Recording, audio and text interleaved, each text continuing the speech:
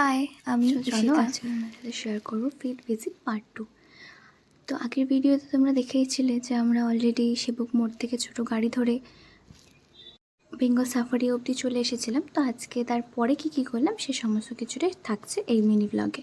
তো প্রথমেই আমরা গেট দিয়ে এন্টার করলাম, আর এন্টার করতেই দেখো কি সুন্দর, ভেতরটা খুব গাছগাছলায় ভরা আর খুবই সুন্দর একটা পরিবেশ।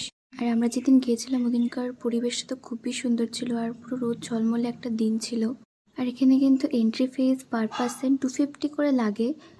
আমরা কিন্তু সবাই মিলে এন্টার করলাম, আর করতেই ভেতরটা দেখো এত সুন্দর করে সাজানো। একটা পার্ক রয়েছে, তার সাথে রয়েছে একটা টয় ট্রেন সাজানো। আর এই টয় ট্রেনটা দেখেই তো মনে হচ্ছে যেন এখনই দার্জিলিং চলে যাই।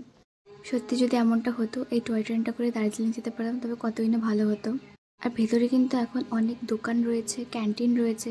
এখান থেকে চাইলে কিন্তু তোমরা তোমাদের লাঞ্চ, টিফিন সব কিছুটাই করতে পারো। তারপরেই হাঁটতে হাঁটতে চলে গেলাম আমাদের গাড়ির কাছে।